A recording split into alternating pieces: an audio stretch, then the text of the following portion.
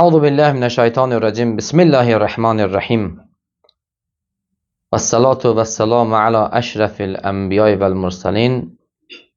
Habibina habibe Ebil Qasim Muhammed ve ala alihi tayyibin tahirinel ma'suminel muntecebin.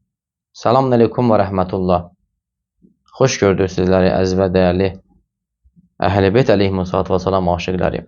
İmam Rıza Aleyhissalatu vesselamın əziz və əzəmətli məhzərindən sizin hamınıza salamlarımız var. Duacıyıq sizə. Və bugünkü dərsimizdə də keçən dərsimizin ardı olaraq, bəhsimizin ardı olaraq xidmətinizdəyik. Dedik ki, Hz. Əli Aleyhissalatu vesselamı tanıtdırmaq üçün və onu tanımaq üçün gərək biz Allahın sonuncu peyğəmbəri və əziz peyğəmbəri olan Hz. Resul-i Ekrem sallallahu aleyhi və səlləmə və onun mübarək və əziz hədislərinə nəzər salmalıyıq. Bildiyimiz kimi peyğəmbərimizin öz mübarək dilindən Əlini tanıtdırmaq yerinə düşərdi.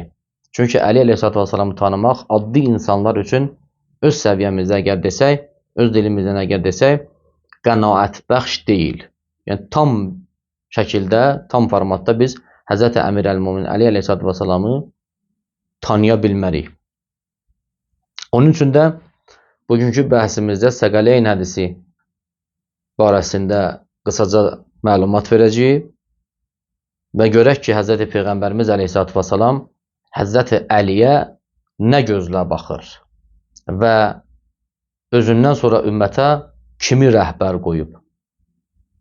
Axı Peyğəmbərimiz Aleyhissalatu vesselamın ömrü vəfa etmədi ki, ta qiyamətə qədər qalsın və Qur'an-ı Kərimi bizim üçün təbiin eləsin, yəni açıq şəkildə bizə izah eləsin, təfsirin, tərcüməsin, onun məfhumun, bir sözə Qur'an bizə fayda versin. Qur'an-ı Kərim bildiyimiz kimi bütün Peyğəmbərin ümməti üçündür.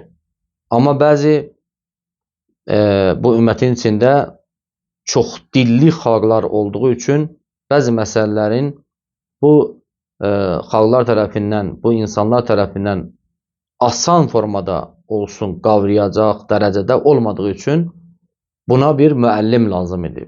Mübarək Qur'an-ı Kərimə. Yəni əgər mən Azərbaycanlıyamsa, digərləri türk dillidirsə, o biri ümmətdən olan rus dillidirsə, digərləri ingilis, fars, fransız fərq eləməz. Bunlar gərək Qur'an-ı Kərimi üçün, ümmətdən olduğu üçün Qur'an-ı Kərimi özləri dərk eləsinlər. Özləri başa düşsünlər ki, Allah Teala bu mübarək Qur'an-ı Kərimdə nədən söhbət açır və bunun vəzifəsi nədir? Bəs bu səbəbdən də bizə bir dənə mübəyyin deyilir buna. Yəni təbyin eləyən, tərcümə eləyən, təfsir eləyən, yol göstərən, Qur'anı açıb bizə oxuyan bir şəxs və Allahın burada nə iradə etdiyini bizə açıq bir şəkildə, net formada çatdıran bir şəxs lazımdır. Bəs bu Peyğəmbərimiz Aleyhissalatu vesselamdan sonra vacibdir ki, özündən sonra ümmətə rəhbər təyin olunsun. Biz qeyd elədik keçən dəfə. İndi artıq bu hədisi gücləndirmək üçün Səqələyn hədisini də Peyğəmbərimiz Aleyhissalatu vesselam bizə çatdırıb. Yəni bizim üçün, ümmət üçün, həmən dövrdə olan insanlar üçün və onların vasitəsilə bizə gəlib çatan o Səqələyn hədisi və o hədisini buyurub. Səqələyn hədisi Azərbaycan yazısı mən sizin xidmətə çatdırıram. Buyurur ki, ey cəmaat, mən sizin aranızda İndi aranızdayam. Bundan sonraki elə ki, ölüm mələyi məni sizin aranızdan aparacaq, yəni canımı tapşıracam. Artıq mən sizin aranızda deyiləm, axıra qədər deyiləm. Və özümdən sonra azmıyasız deyənə və bəzi məsələlərdə ümumiyyətlə insan özünü itirməsin deyənə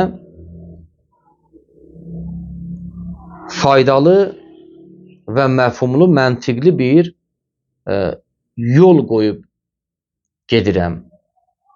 O yol, o nuraniyət bir Allahın kitabıdır, bir də mənim əhl-i beytim əleyhimussalatu vesselam.